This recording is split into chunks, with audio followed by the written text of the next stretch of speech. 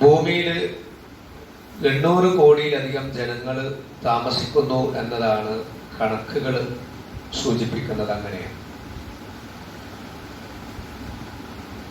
ഈ മനുഷ്യനെ സംബന്ധിച്ചിടത്തോളം അവന്റെ ജനനം മുതൽ മരണം വരെയുള്ള ജീവിതങ്ങൾ നമ്മൾ കാണുന്നതാണ്. ഒരു കുട്ടി ജനിച്ചത് മുതൽ ആ കുട്ടിയുടെ വളർച്ച, ഘട്ടം ഘട്ടമായിട്ടുള്ള വളർച്ചകൾ നമ്മൾ കാണുന്നു. പ്രായം ചെന്ന ആളുകൾ, യുവാക്കൾ, പ്രായം ചെന്നവരൊക്കെ നമ്മളെല്ലാവരുടെയും ജീവിതം നമ്മളിങ്ങനെ കണ്ട് പോകുന്നുണ്ട് എല്ലാവരും. എന്നാൽ അതോടൊപ്പം തന്നെ നമ്മൾ രണ്ട് കാലിൽ നടക്കുന്നു, നമ്മൾ കാണുന്നു, സംസാരിക്കുന്നു, കൈകൊണ്ടും കാലുകൾ കൊണ്ടും എന്തൊക്കെ നമുക്ക് ചെയ്യാൻ പറ്റും അതൊക്കെ ചെയ്യുന്നുണ്ട്. ജനിച്ചു വീഴുന്ന സമയത്തോ പരസഹായമില്ലാതെ നമുക്കൊന്നിനും ചെയ്യാൻ സാധ്യമല്ല. മറ്റു ചില ജീവജാലങ്ങൾ അങ്ങനെയാണോ? അല്ലല്ലോ. മറ്റു ചില ജീവജാലങ്ങൾ ജനിച്ചാൽ ഉടനെ തന്നെ ഒരു നിമിഷം, ഒരു ചെറു നിമിഷം മാത്രം അവർ എന്ത് ചെയ്യും? ആ കിടന്നിട്ട് ഉടനെ തന്നെ അവിടുന്ന് എഴുന്നേൽക്കും. തള്ളയുടെ അകട്ടിൽ പോയി പാല് കുടിക്കും അവർ. മനുഷ്യനെ സംബന്ധിച്ചിടത്തോളം അതൊന്നുമല്ല. ഒരു കുഞ്ഞിനെ ജനിച്ച് വീണത് മുതൽ കുളിപ്പിച്ച് അവനെ അമ്മിഞ്ഞ കൊടുക്കണമെങ്കിൽ മാതാവ് തന്നെ എടുത്ത് മടിയിൽ വെച്ച് അത് കൊടുക്കണം. അങ്ങനെ മനുഷ്യന്റെ ഘട്ടം ഘട്ടമായിട്ടുള്ള വളർച്ചയും നമ്മളൊക്കെ കാണുന്നുണ്ട്. നമ്മുടെ കൂട്ടത്തിൽ ചില ആളുകൾ, മനുഷ്യരുടെ കൂട്ടത്തിലെ ചില ആളുകള് ദൈവ നിരാശം അഥവാ ദൈവമില്ല എന്ന് പറയുന്നതും അതൊരു മിഥ്യയാണ് എന്ന് പറയുന്നതും, ഈ കാണുന്ന പ്രകൃതിയും ഈ പ്രപഞ്ചമെല്ലാം അതൊരു പ്രകൃതി വിഭവം മാത്രമാണ് എന്നൊക്കെ പറയുന്ന ആളുകളുണ്ട്. എന്നാൽ മനുഷ്യന്റെ ഈ ഘട്ടം ഘട്ടമായിട്ടുള്ള ജനനം മുതൽ മരണം വരെയുള്ള വളർച്ചകൾ ആലോചിച്ചാൽ തന്നെ ഇതിന്റെ പിന്നിലുള്ള ശക്തി ഒരു അദൃശ്യമായ ശക്തി, ഒരു അജയ്യമായ ഒരു ശക്തി ഉണ്ട് എന്നത് ബോധ്യപ്പെടുന്നതാണ്. അതിൽ യാതൊരു സംശയമില്ല. മറ്റു കാര്യങ്ങളൊക്കെ ഇത് ഉണ്ടാക്കിയത് ആരാണ്? ഒരു കെട്ടിടം കണ്ടാൽ അത് ഉണ്ടാക്കിയതിന്റെ പിന്നിൽ ഒരുപാട് കരങ്ങളുണ്ട്. ഒരു വാഹനം കണ്ടാൽ അത് നിർമ്മിച്ച ആളുകളുണ്ട്. ഒരു യന്ത്രം കണ്ടാൽ ഇത് നിർമ്മിച്ച ആളുകളുണ്ട്. അങ്ങനെയാണെങ്കിൽ ഈ കാണുന്ന ലോകവും അതിനുള്ളതിൽ മുഴുവനും സൃഷ്ടിച്ചതിലും അതിന്റെ പിന്നിലൊരു ശക്തിയുണ്ട് എന്ന് കണ്ടെത്തുന്നതിൽ അഥവാ സൃഷ്ടാവിനെ മനസ്സിലാക്കുന്നതിൽ ഒരു പ്രയാസവും ഉണ്ട് എന്ന് തോന്നുന്നില്ല. പക്ഷെ ഇതൊക്കെ പിന്നെ ചില ആളുകൾ, എക്സ് മുസ്ലിം ആണെങ്കിലും മറ്റുള്ളവരാണെങ്കിലൊക്കെയും, ചില എല്ലാ ആളുകളിൽ നിന്നും ഒരു സർവ്വസമ്മതന്മാരാകുവാൻ വേണ്ടി ചില ആളുകൾ ഇങ്ങനെ കൂടുമാറി പോകുന്നു എന്ന് മാത്രമേ ഉള്ളൂ. റബ്ബിനെ കാണാൻ കഴിയണം നമ്മുടെ ജീവിതത്തിലൂടെ, നമ്മുടെ അനുഗ്രഹത്തിലൂടെ, നമ്മുടെ സംസാര ശേഷിയിലൂടെ, നമ്മുടെ കാഴ്ചശക്തിയിലൂടെ, നമ്മുടെ ബുദ്ധിയിലൂടെ, നമുക്ക് അള്ളാഹു ജീവിക്കാൻ നൽകിയിട്ടുള്ള എല്ലാവിധ അനുഗ്രഹങ്ങളിലൂടെ തന്റെ രക്ഷിതാവിനെ കണ്ടെത്താൻ നമുക്ക് സാധിക്കണം എന്നതാണ്. ഒരു വ്യക്തി എന്ത് ചെയ്താലും അത് കൃത്യമായി കൊണ്ട് അള്ളാഹു അറിയുന്നു. അള്ളാഹു അറിയാതെ ഒന്നും ഇവിടെ നടക്കുന്നില്ല, സംഭവിക്കുന്നില്ല. പണ്ഡിതന്മാർ രേഖപ്പെടുത്തിയ പോലെ ഒരു മരത്തിൽ നിന്നുള്ളൊരു ഇല പോലും പൊഴിയുന്നില്ല. ഓരോന്നിനെ കുറിച്ചും കൃത്യമായി അറിവുള്ളവനാണ് അള്ളാഹു. ലുഖ്മാൻ അലൈഹി സ്വലാത്തു വസ്സലാം തന്റെ മകനോട് പറയുന്നുണ്ട്, യാ ബുനയ്യ, എന്റെ പൊന്നുമോനെ, ഇന്നഹാ ഇൻതകും മിസ്ഖാല ഹബ്ബത്തിൻ മിൻ ഖർദലിൻ, ഒരു അണുമണി തൂക്കം ഒരു നന്മ ചെയ്തിട്ടുണ്ടെങ്കിൽ ഫതകുൻ ഫീ സുഖ്റ, അതൊരു പാറക്കുള്ളിലാണെങ്കിലും, ഔ ഫി സമാവാതി ഔ ഫിൽ അർദ്, ആകാശങ്ങളിലോ ഭൂമിയിലോ ആണെങ്കിലും ശരി, യഅതി ബിഹല്ലാഹ്, അല്ലാഹ് അത് കൊണ്ടുവരും. ഒരു നന്മ ചെയ്തിട്ടുണ്ടെങ്കിൽ അത് കൊണ്ടുവരും. അല്ലാഹ് അത് അറിയും. അല്ലാഹ് അത് കൃത്യമായി കൊണ്ട് രേഖപ്പെടുത്താൻ വേണ്ടി ചില ആളുകളെ ഡ്യൂട്ടി ഏൽപ്പിച്ചിട്ടുണ്ട്. അവരോട് എന്താണോ കൽപ്പിക്കപ്പെട്ടിട്ടുള്ളത്, കൽപ്പിക്കപ്പെട്ട കാര്യങ്ങൾ അവർ കൃത്യമായി ഇത് ചെയ്തുകൊണ്ടേയിരിക്കുന്നു. ഓരോ മനുഷ്യരിലും, നമ്മൾ ഓരോരുത്തരിലും നമ്മൾ ചെയ്യുന്നതും പറയുന്നതും പോകുന്നതും കാണുന്നതും മുഴുവനും എല്ലാം രേഖപ്പെടുത്തി വെക്കുന്ന ഒരു മാലാഖയെ അല്ലാഹു നിശ്ചയിച്ചിട്ടുണ്ട്. മാത്രമല്ല അള്ളാഹിനെ സംബന്ധിച്ചിടത്തോളം ഇതൊന്നും എന്തല്ല, ഇതൊന്നും നിസ്സാരമായ കാര്യമാണ്. ഇതൊന്നും ഒരു പ്രയാസമുള്ള കാര്യമല്ല. അതുകൊണ്ട് തന്നെ എവിടെ വെച്ച് നിങ്ങൾ ചെയ്താലും അതൊരു നന്മയായാൽ കൃത്യം പ്രതിഫലം കിട്ടും, തിന്മയാണെങ്കിലോ അതിനുള്ള അനന്തര ഫലം നമ്മൾ അനുഭവിക്കേണ്ടിയും വരും.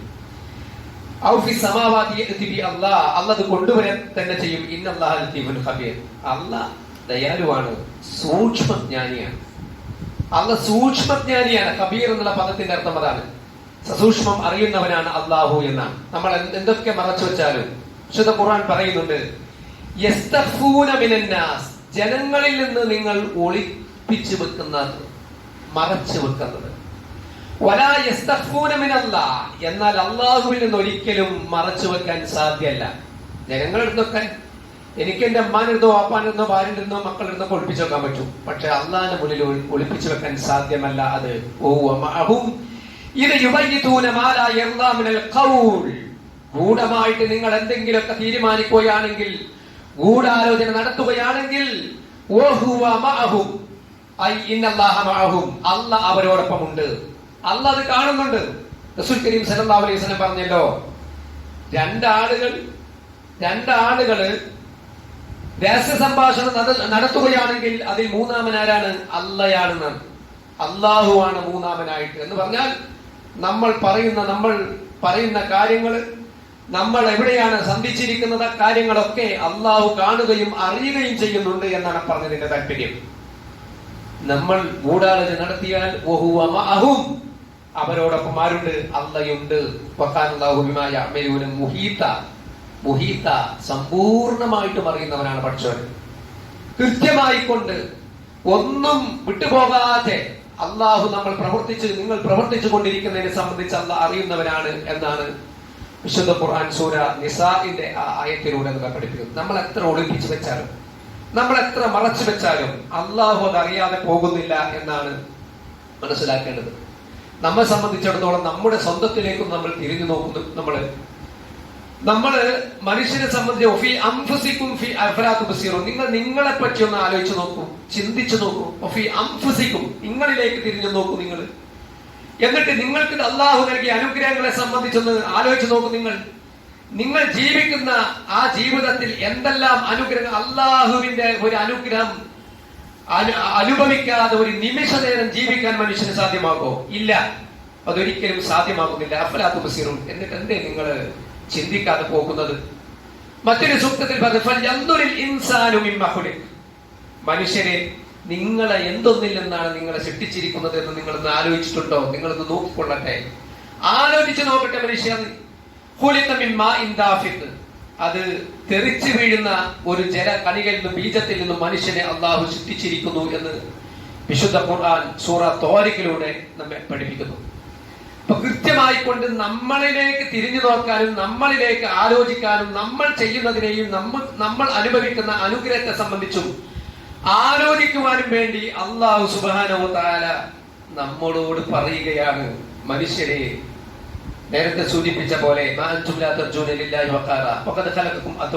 എന്ന് പറഞ്ഞല്ലോ. മനുഷ്യരെ, നിങ്ങളെ ഘട്ടം ഘട്ടമായിട്ടാണ് അള്ളാഹു നമ്മളെ സൃഷ്ടിച്ചിരിക്കുന്നത്. പിന്നെ നിങ്ങൾക്ക് എന്ത് പറ്റി? നിങ്ങളുടെ റബ്ബിനെ വേണ്ട മുറപ്രകാരം നിങ്ങൾ ആ ഇസ്സത്തോടു കൂടി, ആ വഖാറത്തോടു കൂടി, ആ മഹത്വത്തോടു കൂടി അള്ളാഹുവിനെ നിങ്ങൾ കണക്കാക്കാത്തത്, അള്ളാഹുവിനെ നിങ്ങൾ കാണാത്തത് എന്തുകൊണ്ടാണ് മനുഷ്യരെ എന്നൊരു ചോദ്യം വിശുദ്ധ ഖുർആനിൽ. ആ ചോദ്യത്തിന് ഉത്തരം നൽകണമെങ്കിൽ ഉത്തരം നൽകാൻ കഴിയും നമുക്ക് എങ്ങനെ? സ്വന്തം ജീവിതത്തിലേക്ക് മാത്രം തിരിഞ്ഞു നോക്കിയാൽ മതി. ഒരു മനുഷ്യന്റെ ജനനം മുതൽ ആ മനുഷ്യന്റെ മരണം വരെ അവനിടയിൽ ഉണ്ടാകുന്നത് എന്തെല്ലാം ജീവിതത്തിൽ അവൻ ആസ്വദിച്ചു കൊണ്ടിരിക്കുന്നു, എന്തെല്ലാം അനുഗ്രഹങ്ങൾ, അള്ളാഹുവിന്റെ അനുഗ്രഹമല്ലാത്തത് എന്തെങ്കിലും മനുഷ്യനൊന്ന് അനുഭവിക്കുന്നുണ്ടോ ഇവിടെ? ആസ്വദിക്കുന്നുണ്ടോ ഇവിടെ? ഇല്ല. തീർച്ചയായിട്ടും അള്ളാഹുവിൽ നൽകിയത് മാത്രമാണ് നമ്മൾ, അള്ളാഹു അപാരമായി നൽകിയത്, അങ്ങേറ്റത്തെ അനുഗ്രഹമായി നൽകിയത് മാത്രമാണ് നമ്മളൊക്കെ നിത്യേന ഓരോ നിമിഷവും അനുഭവിച്ചു കൊണ്ടിരിക്കുന്നത്. എന്നാൽ നമ്മെ സംബന്ധിച്ചിടത്തോളം ആരായിരുന്നു എന്നുള്ള ചിന്ത സൂറ ഇൻസാനിലൂടെ നമ്മെ പഠിപ്പിക്കുന്നുണ്ട്. അലൽ ഇൻസാൻ പറയപ്പെടാൻ പറ്റാത്ത ഒരു വസ്തുവായിരുന്നു മനുഷ്യൻ. അലൽ ഇൻസാൻ മനുഷ്യനൊരു കാലഘട്ടം കഴിഞ്ഞു പോയിട്ടില്ലയോ? ലം യകുൻ ശൈഅൻ മദ്കൂറൻ, മനുഷ്യന് പറയപ്പെടാൻ പറ്റാത്ത ഒരു കാലഘട്ടം. നമ്മൾ ആലോചിച്ച് നോക്കുന്നു. 50 വയസ്സായി എനിക്ക്, ഞാൻ 51 വർഷം മുമ്പ് എവിടെയായിരുന്നു? ഞാൻ 50 വയസ്സായ ഞാൻ 51 വർഷം മുമ്പ് എവിടെയായിരുന്നു? 10 വയസ്സുള്ള കുഞ്ഞ് 11 വർഷം മുമ്പ് എവിടെയായിരുന്നു എന്നുള്ള ചോദ്യമാണ് നൽകുന്നത്.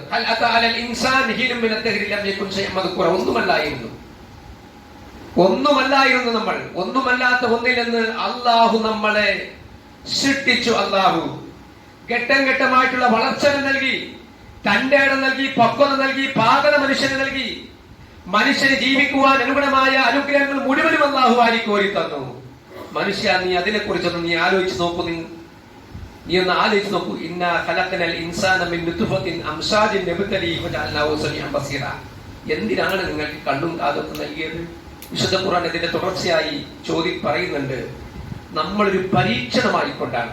കണ്ണ് തന്നത് പരീക്ഷണമായിക്കൊണ്ടാണ്, കാത് തന്നത് പരീക്ഷണമാണ്, വായ തന്നത് പരീക്ഷണമാണ്, കൈകാലുകൾ തന്നത് പരീക്ഷണമാണ്, ബുദ്ധി തന്നത് പരീക്ഷണമാണ്, പണം തന്നത് പരീക്ഷണമാണ്, അനുഗ്രഹങ്ങൾ തന്നത് പരീക്ഷണമാണ്. വിശ്വാസിയെ സംബന്ധിച്ചത് മുഴുവൻ അള്ളാഹു ഒരു പരീക്ഷണം എന്നാണ് നൽകിയിരിക്കുന്നത്.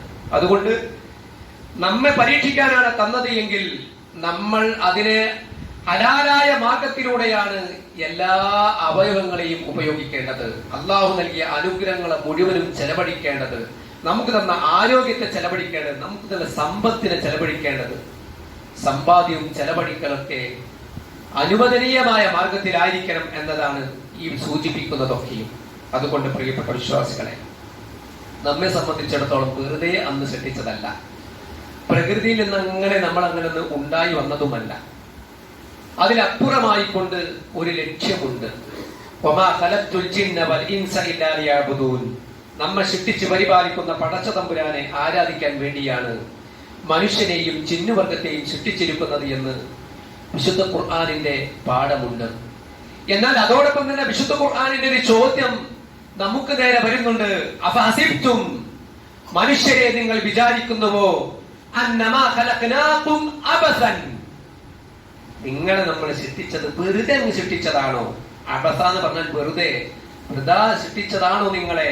വഅന്നകും, എന്നാൽ നിങ്ങൾ തീർച്ചയായിട്ടും നിങ്ങൾ ഇലൈനാ ലാ തുർജഊൻ, നിങ്ങൾ നമ്മിലേക്ക് മടങ്ങുകയില്ല എന്ന് നിങ്ങൾ വിചാരിക്കുന്നുണ്ടോ? നിങ്ങളുടെ മടക്കം ആരിലേക്കാണ്? നമ്മിലേക്കാണ് എന്ന് വിശുദ്ധ ഖുർആൻ പഠിപ്പിക്കുകയാണ്. അതോടൊപ്പം തന്നെ ആത്മാർത്ഥമായി കൊണ്ട് ജീവിക്കുവാനും ആ ജീവിതത്തിലൂടെ നമ്മൾ ചെയ്യുന്ന കർമ്മങ്ങളും പ്രവർത്തനങ്ങളും മുഴുവനും ആത്മാർത്ഥതയോട് കൂടി ആകാനും വേണ്ടി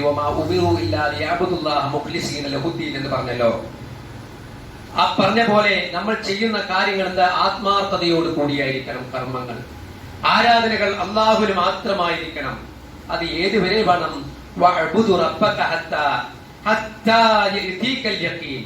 ആ ഉറപ്പായിട്ടും നിനക്ക് വരാനുള്ള മരണമുണ്ടല്ലോ, ആ മരണം വരുന്നത് വരെ നിന്നെ സൃഷ്ടിച്ച് പരിപാലിക്കുന്ന, നിന്നെ കണ്ടുകൊണ്ടിരിക്കുന്ന, നിന്നെ അറിഞ്ഞുകൊണ്ടിരിക്കുന്ന പടച്ച തമ്പുരാനെ നീ ആരാധിക്കുക എന്ന് വിശുദ്ധ ഖുർആൻ നമ്മെ പഠിപ്പിക്കുകയാണ് ചെയ്യുന്നത്.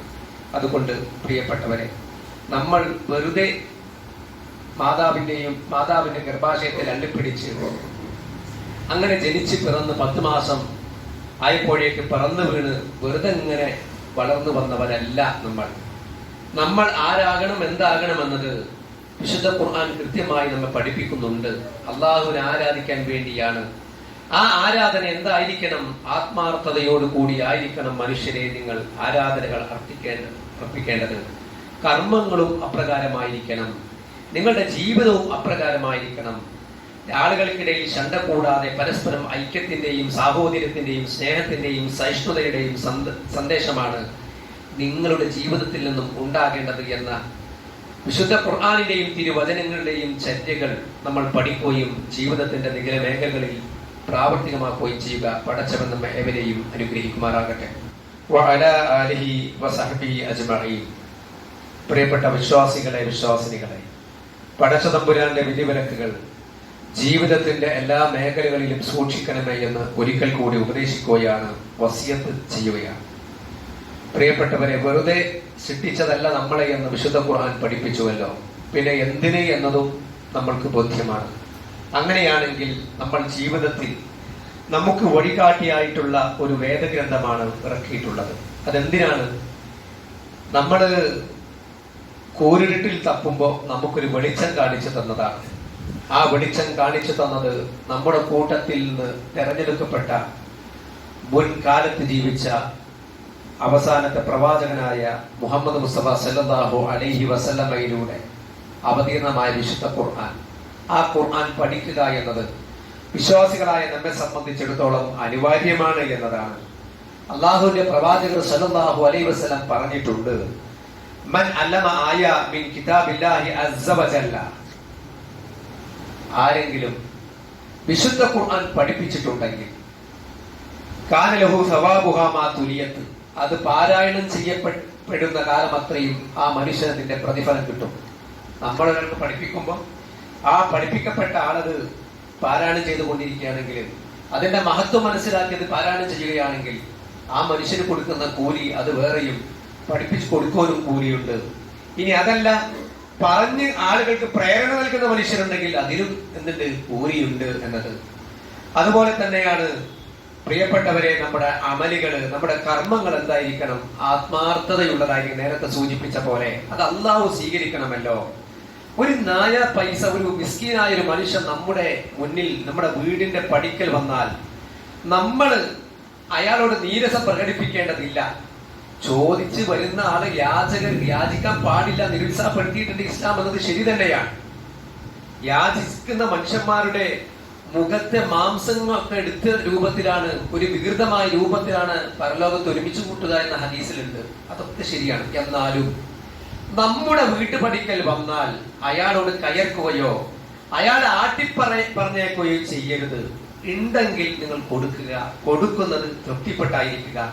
അതോടൊപ്പം തന്നെ റബ്ബന തഖബ്ബൽ മിന്നാ അല്ലെങ്കിൽ റബ്ബന തഖബ്ബൽ മിന്നാ ഇന്നക അൻത സമീഉൽ അലീം, പഠിച്ചോനെ ഇത് നീ എന്നിൽ നിന്ന് സ്വീകരിക്കണമെന്നുള്ള പ്രാർത്ഥന ഉണ്ടായിരിക്കുക. ഇനി ഒന്നും കൊടുക്കാനില്ലെങ്കിൽ നമ്മൾ അയാളെ വെറുപ്പിക്കാതെ വിഷമിപ്പിക്കാതെ മാന്യമായി പറഞ്ഞേക്കുക എന്നതാണ് ഇസ്ലാമിന്റെ സന്ദേശം. പ്രവാചകൻ സല്ലല്ലാഹു അലൈഹി വസല്ലം നമ്മെ പഠിപ്പിക്കുന്നതും അത് തന്നെയാണ്. നമ്മൾ ചെയ്യുന്ന കർമ്മങ്ങൾ അള്ളാഹു സ്വീകരിക്കണമെങ്കിൽ എന്ത് വേണം? ആത്മാർത്ഥത വേണം എന്നത്. അതുപോലെ തന്നെ വിശ്വാസികൾ ഇന്നമായ തഖബ്ബലുല്ലാഹു മിനൽ മുത്തഖീൻ എന്ന് വിശുദ്ധ ഖുർആനിൽ നമുക്ക് കാണാൻ പറ്റും. അള്ളാഹ് സ്വീകരിക്കും ആരിൽ നിന്ന്? ഭയഭക്തരായ ആളുകളിൽ നിന്ന്. അള്ളാഹുവിനെ സൂക്ഷിച്ച് ജീവിക്കുന്ന, സൂക്ഷ്മതാ ബോധമുള്ള, ധർമ്മബോധമുള്ള ആളുകളിൽ നിന്ന്, തഖ്വയുള്ള ആളുകളിൽ നിന്ന് അള്ളാഹു സ്വീകരിക്കും എന്നതും വിശുദ്ധ ഖുർആൻ പറയുന്നുണ്ടല്ലോ, ഖുൽ മാ യഅബഉ ബിക്കും റബ്ബി ലൗലാ ദുആഉക്കും, നിങ്ങളുടെ പ്രാർത്ഥന ഇല്ലായിരുന്നുവെങ്കിൽ നിങ്ങളെ എന്ത് പരിഗണിക്കാനാണ് എന്ന് വിശുദ്ധ ഖുർആൻ സൂറ ഫുർഖാനിന്റെ അവസാനത്തെ ആയത്താണ്. ഖുൽ മാ യഅബഉ ബിക്കും റബ്ബി ലൗലാ ദുആഉക്കും ഫഖദ് കദ്ദബ്തും വസൗഫ യകൂനു ലിസാമ എന്ന് പറയുന്നുണ്ട്. നമ്മുടെ പ്രാർത്ഥനകൾ കൊണ്ടാണ് അള്ളാഹ് നമ്മെ പരിഗണിച്ചു കൊണ്ടിരിക്കുന്നത് എന്നുള്ള സന്ദേശമാണ് ഈ ആയത്ത് നമ്മെ പഠിപ്പിച്ചു കൊണ്ടിരിക്കുന്നത്. ഒരു ചെറു കർമ്മം ചെയ്താൽ പോലും നമ്മൾ എന്ത് വേണം? പ്രാർത്ഥന വേണം എന്നതാണ്. ഇതേപോലെ തന്നെ വിശ്വാസികളുടെ ജീവിതത്തിൽ ഉണ്ടാകേണ്ട തന്നെ പ്രവാചക സ്നേഹം അഥവാ പ്രവാചകന്റെ ചര്യകൾ അനുധാവനം ചെയ്യുക.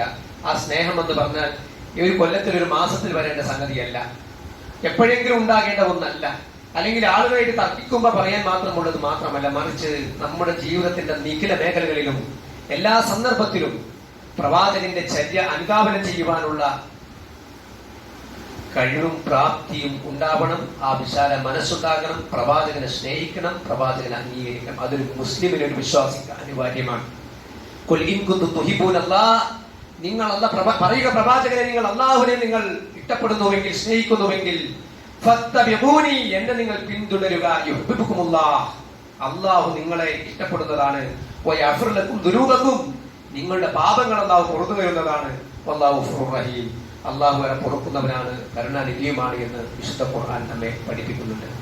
അതുപോലെ തന്നെ വിശ്വാസികളെ നമ്മൾ ശ്രദ്ധിക്കേണ്ട ഒരു കാര്യമാണ് പുത്തനായ പല ആചാരങ്ങളും, പണ്ടുകാലങ്ങളിൽ ഇല്ലാത്ത പല ആചാരങ്ങളും നമ്മളിങ്ങനെ കണ്ടുകൊണ്ടിരിക്കുക. എന്റെയൊക്കെ ചെറുപ്പത്തിൽ ഇല്ലാത്ത സംഗതികൾ എന്റെ വളരെ ചെറുപ്പത്തിൽ കണ്ട ഒന്നല്ല, അതിൽ നിന്നൊക്കെ ഒരുപാട് മാറ്റങ്ങൾ പിന്നീടുണ്ടായി. അങ്ങനെ മാറ്റങ്ങൾക്ക് ഇങ്ങനെ വിധേയമായിക്കൊണ്ടിരിക്കുക. ഇസ്ലാമിലെ കാര്യം അനുവദനീയമായ കാര്യമാണെങ്കിൽ, അല്ലാഹുവിന്റെ റസൂൽ പഠിപ്പിച്ചിട്ടുണ്ടെങ്കിൽ, വിശുദ്ധ ഖുർആനിന്റെ നസ്സായ തെളിവുകളുണ്ടെങ്കിൽ അതിൽ മാറ്റം ഉണ്ടാവില്ല. അപ്പൊ നമസ്കാരത്തിന് ആർക്കും മാറ്റം ഉണ്ടാവും. എല്ലാ ആളുകൾക്കും 5 വക്ത് നമസ്കാരം, 3 വക്തുള്ള അവിടെ നിൽക്കട്ടെ, 5 വക്ത് നമസ്കാരമുണ്ട്. അത് റക്അത്തിൽ എണ്ണത്തിൽ വ്യത്യാസമില്ല, ഒന്നുമില്ല. ഇതിൽ സംശയമില്ല. നോമ്പിന്റെ കാര്യത്തിൽ സംശയമില്ല, സന്ദേഹമില്ല. സക്കാത്തിന്റെ കാര്യത്തിൽ സന്ദേഹമില്ല. പക്ഷെ അവിടെ സന്ദേഹമുള്ളത് എന്താണ്?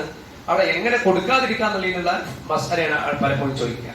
എങ്ങനെ കൊടുക്കാതിരിക്കാം? ഇൻകം ടാക്സ് എടുക്കുമ്പോൾ ചില ആലോചിക്കും, ഇൻകം ടാക്സ് എടുക്കുന്ന ആൾക്കാർ ഇനി വേറെ സക്കാത്ത് കൊടുക്കണ്ടല്ലോ, ആ ഇൻകം ടാക്സ് സക്കാത്ത് കൂടുകയെന്നൊക്കെ ചോദിക്കും. അതെങ്ങനെ കൊടുക്കാതിരിക്കാൻ പറ്റുന്നതാണ് നോക്കുക. അപ്പൊ ഇങ്ങനെയൊക്കെ ഉള്ള ചോദ്യങ്ങളൊക്കെയാണ് നമ്മൾ മനസ്സിലാക്കി. ഇതിലൊന്നും സംശയങ്ങളും തർക്കങ്ങളുമില്ല. പക്ഷെ എന്താ, പുതുതായി നമ്മൾ എന്തൊക്കെ നമ്മുടെ മുമ്പില്ലാത്തത് ഉണ്ടായിക്കൊണ്ടിരിക്കുന്നുവോ അതൊക്കെ ഇങ്ങനെയുള്ള ഒരുപാട് ആചാരങ്ങൾ നമ്മുടെ ഇഷ്ടത്തിനനുസരിച്ച് വേദക്കാർക്ക് സംഭവിച്ചതാണ്. അവരുടെ ഇഷ്ടാനുസരണങ്ങൾ കൊണ്ട് പലതും അവരെന്ത് ചെയ്തു, വേദങ്ങളിലൊക്കെ മറച്ചു വെച്ചു, പകരം ഇഷ്ടമുള്ളതൊക്കെ അവർ തിരികെ കയറ്റി. ഇങ്ങനെയൊക്കെ ഈ ഒരു സമ്പ്രദായം ഇന്നും യഥാർത്ഥത്തിൽ കണ്ടുകൊണ്ടിരിക്കുന്നു എന്നത് റസൂൽ കരീം സല്ലല്ലാഹു അലൈഹി വസല്ലം പറഞ്ഞു. ഇയ്യാക്കും മുഹ്ദസാത്ത്, മുഹ്ദസാത്തുകളെ നിങ്ങൾ സൂക്ഷിക്കുക. ഇയ്യാക്കും മുഹ്ദസാത്തിൽ ഉമൂർ, മുഹ്ദസാത്തുകളായ പുതുതായി ഉണ്ടാകുന്ന കാര്യങ്ങൾക്ക് നിങ്ങൾ സൂക്ഷിക്കണം. ഫഇന്ന കുല്ല ബിദ്അത്തിൻ ദലാല, എല്ലാ ബിദ്അത്തുകളും ദലാലത്താണ്. ഫകുല്ലു ദലാലത്തുൻ ഫിന്നാർ, എല്ലാ ദലാലത്തും എന്താണ്, നരകത്തിലുമാണ് എന്ന് റസൂൽ കരീം സല്ലല്ലാഹു അലൈഹി വസല്ലം പഠിപ്പിക്കുന്നതായിക്കൊണ്ട് നമുക്ക് കാണാൻ പറ്റും. അതേപോലെ തന്നെ ഒരു ഹദീസ് കൂടെ പറഞ്ഞുകൊണ്ട് അവസാനിപ്പിക്കുകയാണ്. ഫുദൈൽ ഇബ്നു ഇയാദ് അഖ്ലസഹു വ അസ്വബഹു, ഇതേ പറയുന്നത് ഒരു കാര്യം കർമ്മം ചെയ്യുമ്പോൾ അത് ഇഖ്ലാസ് ഉള്ളതായിരിക്കണം, സ്വഭാവം ശരിയായതുമായിരിക്കണം, സത്യസന്ധമായി ഖുർആൻ കൊണ്ടും ഹദീസ് കൊണ്ടും സ്ഥിരപ്പെട്ട സംഗതി. അതോടൊപ്പം തന്നെ ഈ ആത്മാർത്ഥത ഉണ്ടായിരിക്കണം. കാലു, ഞങ്ങൾ ചോദിച്ചു,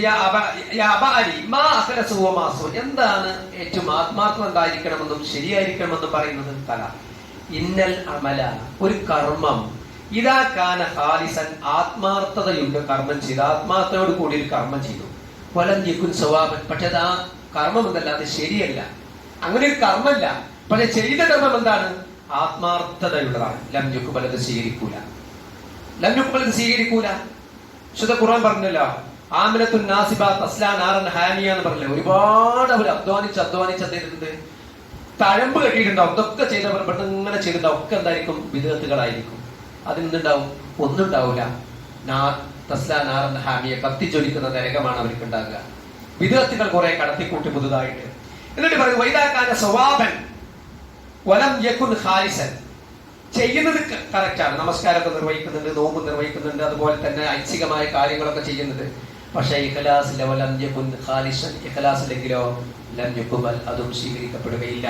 ഹത്താ യകൂന ഖാലിസൻ, രണ്ട് കാര്യങ്ങൾ ഇഖ്ലാസ് ഉണ്ടാകുന്നത് വരെ, സ്വഭാവൻ ശരിയായ കാര്യം ചെയ്യുന്നത് വരെ, ഇത് രണ്ടും വേണം. ചെയ്യുന്ന കാര്യം ശരിയായിരിക്കണം, ഇഖ്ലാസും ഉണ്ടായിരിക്കണം. ഖാലിസ് എന്ന് പറഞ്ഞ അവസാനം വിശദീകരിക്കുകയാണ്, അയ്യക്കൂലലില്ല, ആത്മാർത്ഥതയോട് കൂടി ചെയ്യേണ്ടത് ആർക്കാണ്, അള്ളാഹുവിനാകുന്നു. ശരിയായ കാര്യമെന്ന് റസൂൽ കരീം സല്ലല്ലാഹു അലൈഹി വസല്ലം പഠിപ്പിച്ചു തന്ന ശ്രദ്ധയാകുന്നു എന്ന് റസൂൽ സല്ലല്ലാഹു അലൈഹി വസല്ലം പഠിപ്പിക്കുന്ന ഹദീസുകൾ നമ്മെ ബോധ്യപ്പെടുത്തുക. പ്രിയപ്പെട്ടവരെ, വിശുദ്ധ ഖുർആനും തിരുവചനങ്ങളും പഠിപ്പിക്കുന്നത് നമ്മുടെ സമഗ്രമായ വളർച്ചയ്ക്കും വേണ്ടിയിട്ടാണ്. അതുകൊണ്ട് നമ്മൾക്ക് എങ്ങനെ ജീവിക്കണം, ഈ ദുനിയാവിൽ എങ്ങനെ ജീവിക്കണം, എങ്ങനെ ജീവിക്കരുത്, എങ്ങനെ പോകരുത്, എന്ത് ചെയ്യണമെന്നത് കൃത്യമായി കൊണ്ട് വരച്ച് കാണിക്കുന്നുണ്ട്, പഠിപ്പിച്ചു തരുന്നുണ്ട്. അതുകൊണ്ട് വിശുദ്ധ ഖുർആൻ തിരുസുന്നത്തും കൂടുതൽ പഠിക്കുകയും അത് ജീവിതത്തിന്റെ ഭാഗമാക്കി മാറ്റുകയും ചെയ്യുക. പടച്ചവൻ നമ്മെ ഏവരെയും അനുഗ്രഹിക്കും.